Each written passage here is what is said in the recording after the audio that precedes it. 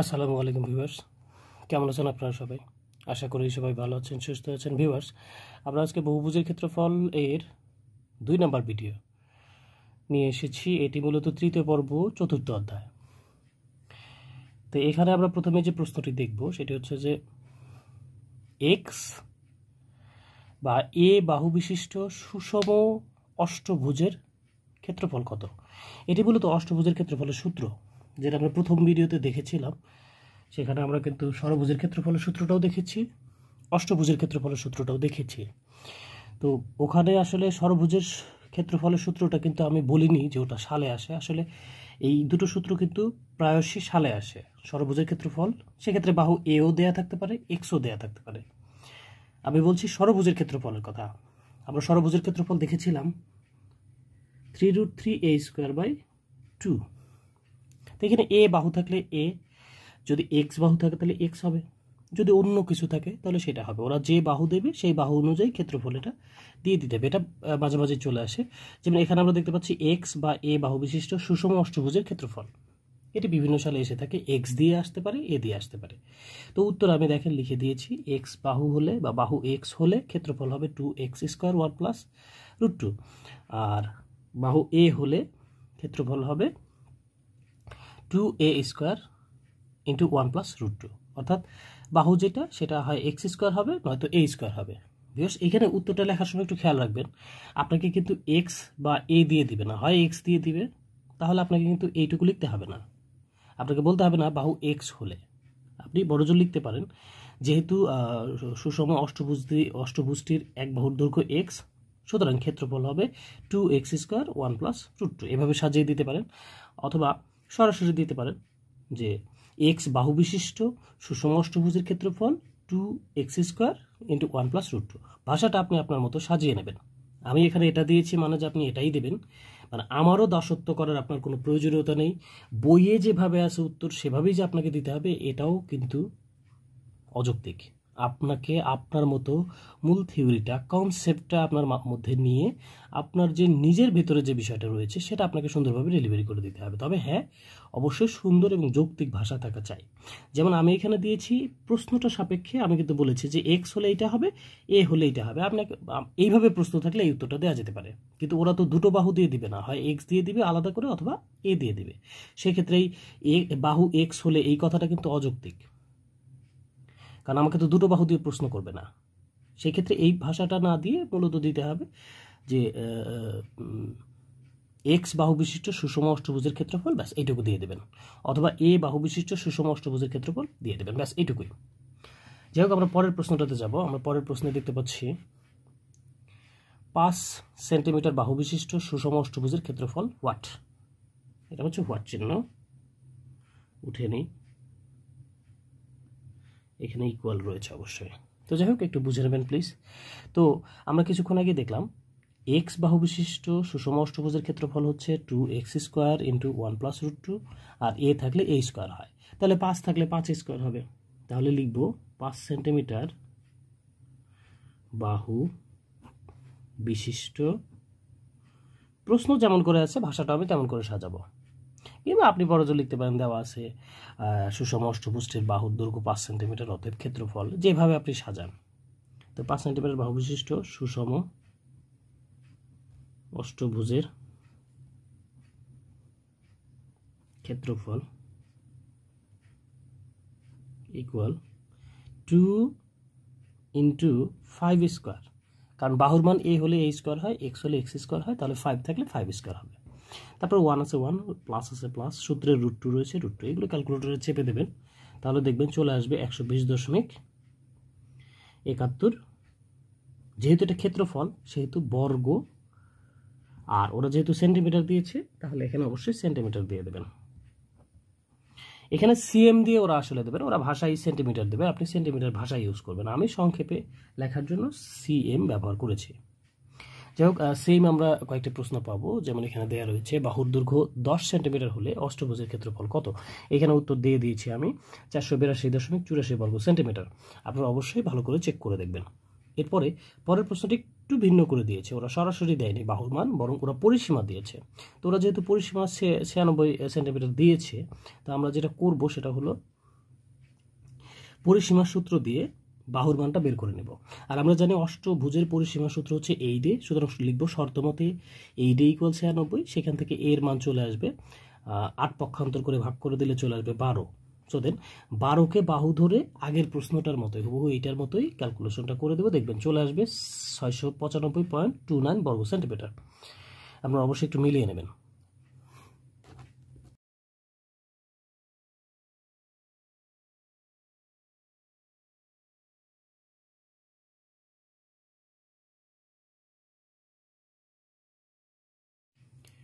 তো ভিউয়ার্স, এবার আমরা একটি নতুন প্রশ্নে যাব। এই প্রশ্নটিতে বলা হয়েছে সুষম ষড়ভুজের একটি অন্তস্থ কোণ কত। ভিউয়ার্স একটু খেয়াল করবেন, সুষম ষড়ভুজের একটি অন্তস্থ কোণ কত। তো আমরা যদি ছোট করে একটি সুষম ষড়ভুজ নিই, ধরেন এই তো দুইটা বাহু হলো, তারপর আরো দুইটা চারটা হলো, আরো দুইটা চারটা হলো, যদিও সুষম হয়নি, বাট আমি চেষ্টা করেছি ষড়ভুজের আকৃতি দেওয়ার, হাতে এঁকেছি, আমি মেশিন নয়। তো যাই হোক, আমরা দেখব এর ভেতরে আসলে কোণ রয়েছে কয়টি। একটি, দুটি, তিনটি, চারটি, পাঁচটি, ছটি কোণ রয়েছে, 6টি। এখন মূলত এখানে ভেতরে কত ডিগ্রি সর্বমোট রয়েছে কোণ, সেটা আমরা একটু ভালো করে খেয়াল করবার জন্য যেটা আমরা করব, এই যে মাঝখানের যে বিপরীত কৌণিক বিন্দুটা, এগুলো যোগ করে দিলাম। তাহলে দেখেন ভিউয়ার্স, এটা একটা চতুর্ভুজ হলো, এটা একটা চতুর্ভুজ হলো। আমরা নিশ্চয়ই এটা দেখেছি ট্রাপিজিয়াম, এটা একটা ট্রাপিজিয়াম। তো এখানে ট্রাপিজিয়ামের গান গেয়ে আমাদের কোনো লাভ নেই, বরং আমরা দেখব এটা একটা চতুর্ভুজ, এটা একটা চতুর্ভুজ। আর আমরা জানি 6, 7, 8-এ খুব সম্ভবত 8-এ পড়েছিলাম আমরা, এটা একটা উপপাদ্য যে চতুর্ভুজের 4 কোণের সমষ্টি 4 সমকোণ। ফলে এইখানে রয়েছে 4 সমকোণ, 4 সমকোণ, আর এটাও তো একটা চতুর্ভুজ, তাহলে এখানেও রয়েছে 4 সমকোণ। অর্থাৎ একটা ষড়ভুজের মধ্যে টোটাল কোণ রয়েছে 4 সমকোণ, 4 সমকোণ 8 সমকোণ। আমি কিন্তু সেটাই লিখেছি। আমরা জানি সুষম ষড়ভুজে মোট অন্তস্থ কোণ হবে 8 গুণন সমকোণ, অর্থাৎ 8 গুণন 90, 8 সমকোণ ইজিক্যাল চলে আসলো, টোটালি আসলো আমার 720। এখন টোটাল আমার এই ষড়ভুজটার ভিতরে কোণ রয়েছে 720, কিন্তু কোণ রয়েছে কয়টা? একটা, দুইটা, তিনটা, চারটা, পাঁচটা, ছয়টা। তার মানে এই টোটাল কোণটাকে 6 দ্বারা ভাগ করলে আমি একটা অন্তস্থ কোণের মান পাবো। তো সেটাই করেছি, অতএব একটি অন্তস্থ কোণ = 720/6। আমার টোটাল কোণ ছিল 8 সমকোণ, ওটা আলাদা কথা, আর কোণের সংখ্যা ছিল 6টা। তো টোটাল 8 সমকোণকে অর্থাৎ 720কে 6 দ্বারা ভাগ করলে একটা কোণের মান চলে আসবে, সেটাই চলে আসছে 120। ওকে, দ্যাট ইজ আনসার। এখন প্রশ্নটা আপনার সরাসরি একটি অন্তস্থ কোণের মান দিয়ে আসতে পারে, অথবা প্রশ্নটা এভাবে আসতে পারে যে একটি ষড়ভুজের অন্তস্থ কোণগুলোর সমষ্টি কত বা কত সমকোণ, সেক্ষেত্রে কিন্তু উত্তরটা চলে আসবে। যেমন প্রশ্নটা পরেই আমি দিয়েছি, এটা উল্লেখ করে যে সুষম ষড় বা অষ্টভুজের মোট অন্তস্থ কোণ কত সমকোণ। অর্থাৎ আমি এখানে দুটো প্রশ্ন যুক্ত করে দিয়েছি। প্রশ্ন আপনার থাকবে হয় ষড়ভুজের মোট অন্তস্থ কোণ কত, অথবা থাকবে অষ্টভুজের মোট অন্তস্থ কোণ কত। অর্থাৎ হয় এটা দিয়ে থাকবে, না এটা দিয়ে থাকবে, আর দুটো দিয়েও থাকতে পারে। তো দুটো দিয়ে থাকলে দুটো আলাদা আলাদা করে বলতে হবে। তো আমরা প্রথমে ষড়ভুজের কথা কল্পনা করি। আমরা তো কিছুক্ষণ আগে দেখলাম একটা ষড়ভুজের ভিতরে টোটাল কোণ থাকে 8 সমকোণ। এই যে যেটা আমরা এখানে হিসেব করেছিলাম 8 গুণন 90, এটা তো ব্যাখ্যা দিয়েছিলাম যে এখানে 4 সমকোণ রয়েছে, এখানে 4 সমকোণ, টোটাল থাকে হচ্ছে 8 সমকোণ। আর প্রশ্ন যেহেতু সমকোণ দিয়ে বলছে মোট কোণের মান, তো আমরা সরাসরি সমকোণ দিয়ে উত্তর দেবো। আর যদি বলতেছে কত ডিগ্রি, তাহলে বলতাম 720 ডিগ্রি। এগুলো নিশ্চয়ই বুঝেন। আমরা দেখবো অষ্টভুজের ভেতরে কত কোণ থাকে। আমরা একটা অষ্টভুজ আঁকি। ওকে, আমি হাতে আঁকবো। ওকে, এটা যোগ করে দিলাম, এটা যোগ করে দিলাম, এটা আর এটা। দেখেন ভিউয়ার্স, 1, 2, 3, 4, 5, 6, 7, 8, টোটাল আছে 8টা বাহু। এখন কথা হলো এর ভেতরে কোণ আছে কয়টা? 1টা, 2টা, 3টা, 4টা, 5টা, 6টা, 7টা এবং 8টা। টোটাল কোণ আছে কিন্তু 8টা। আমার কাছে প্রশ্নে বলেছে এর ভেতরে অন্তস্থ কোণগুলি মোট কত সমকোণ, কয়টা কোণ সেটা বলে নাই। এই 8টা কোণ মিলে কত সমকোণ সেটা বের করতে বলছে। তো দেখি আমরা যেটা করব, চতুর্ভুজে বিভক্ত করার চেষ্টা করব। দেখেন এটা যোগ করলে এখানে একটা চতুর্ভুজ হয়, এটা কিন্তু চতুর্ভুজ না। আমরা যদি এই দুটো যোগ করি তাহলে দেখেন এইটা একটা চতুর্ভুজ, এটা একটা চতুর্ভুজ। তাহলে এখানে আছে 4 সমকোণ, এখানে আছে 4 সমকোণ, আর এখানে আছে 4 সমকোণ। তো ভিউয়ার্স বোঝাই যাচ্ছে আমার এই যে টোটাল অষ্টভুজটার মধ্যে টোটাল রয়েছে 4 সমকোণ 4 সমকোণ 4 সমকোণ, টোটাল হচ্ছে 12 সমকোণ। ঠিক এইটি এখানে বলা হয়েছে, অতএব অষ্টভুজের ক্ষেত্রে মোট অন্তস্থ কোণ ইকুয়াল 12 সমকোণ। ওরা সমকোণ দিয়ে প্রশ্ন করলে আমরা সমকোণ দিয়ে উত্তর দেব, আর যদি বলতো কত ডিগ্রি রয়েছে তাহলে সেক্ষেত্রে 12 গুণ 90 করে যত আসবে তত করতাম। এবার আসেন পরের প্রশ্নটাও সেম, বলতে এখানে বলা হয়েছে সুষম অষ্টভুজের একটি অন্তস্থ কোণ। এর আগেরটা বলেছিল মোট কোণগুলো কত সমকোণ, এবার বলছে একটি অন্তস্থ কোণ, অর্থাৎ আমরা ওই যে ষড়ভুজের ক্ষেত্রে যে আমরা হিসেব করেছিলাম সেটার মতো। তো এইখানে আমরা কিছুক্ষণ আগে দেখলাম যে একটা সুষম অষ্টভুজের মধ্যে টোটাল সমকোণ থাকে 12টা, অর্থাৎ টোটাল কোণ থাকে 12 সমকোণ, আর কোণের সংখ্যা থাকে 8টা, কোণের সংখ্যা থাকে 8টা। তাহলে সেটাই লিখেছি, সুষম অষ্টভুজের একটি অন্তস্থ কোণ ইকুয়াল, এই যে দেখেন ছোট করে লিখে দিয়েছি 12 গুণন 90, অর্থাৎ 12টা সমকোণ ডিভাইডেড বাই কোণের সংখ্যা 8, অর্থাৎ মোট অন্তস্থ কোণকে 8 দ্বারা ভাগ করেছি, অ্যান্সার চলে আসছে 135। এটাই উত্তর। আপনি এটুকু দিলেই যথেষ্ট। তবে আপনি যদি আলাদা করে লেখেন যে আমরা জানি একটি অষ্টভুজের মোট অন্তস্থ কোণ 12 সমকোণ, অতএব সুষম অষ্টভুজের একটি অন্তস্থ কোণ ইকুয়াল 12 গুণন 90 ডিভাইডেড বাই 8, তাহলে সুন্দর হয়, আরও ভালো হয়। 2 মার্কের জন্য এটাও দিতে পারেন, আর একটু বৃদ্ধি করেও দিতে পারেন। আশা করি বুঝতে পেরেছেন। আমরা এই চ্যাপ্টারের লাস্ট অতি সংক্ষিপ্ত প্রশ্ন করব। তো ভিউয়ার্স, শেষ প্রশ্নটিতে আমরা দেখতে পাচ্ছি n বাহু বিশিষ্ট সুষম বহুভুজের বাহু যদি a হয় তাহলে ক্ষেত্রফল কত?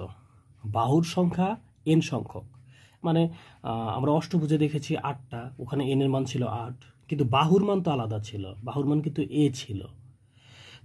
এরকম ষষ্ঠভুজে দেখেছিলাম, সেখানে বাহুর সংখ্যা হবে অবশ্যই 6, কিন্তু বাহু তো a ধরেছিলাম।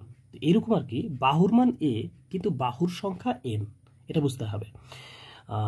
তো যে বিষয়টা বোঝার সেটা হচ্ছে যে এটা নিয়ে কনফিউশন হয় যে এনটা তো বুঝলাম বাহুর সংখ্যা, এটা কি? এটা মূলত একটা বাহুর দৈর্ঘ্য, এখানে বাহুর দৈর্ঘ্য এইটা, আর এন হচ্ছে বাহুর সংখ্যা। এখন এইটাও কিন্তু একটা বহুভুজের ক্ষেত্রফল। এখন আপনি বলবেন ভাইয়া আমরা যে ষড়ভুজ পড়েছি সেটাও তো বহুভুজ।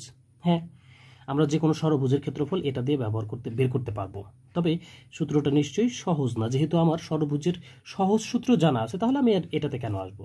আমি ভেজাল করে খাবো কেন? মানে আমি সোজা বাংলায় বলি যে আমি তো গাধা না যে আমি পানি ঘোলা করে খাবো। আমার যেহেতু ষড়ভুজের সহজ সূত্র রয়েছে, সেহেতু ষড়ভুজে এই সূত্রটা প্রয়োগ করার দরকার নাই।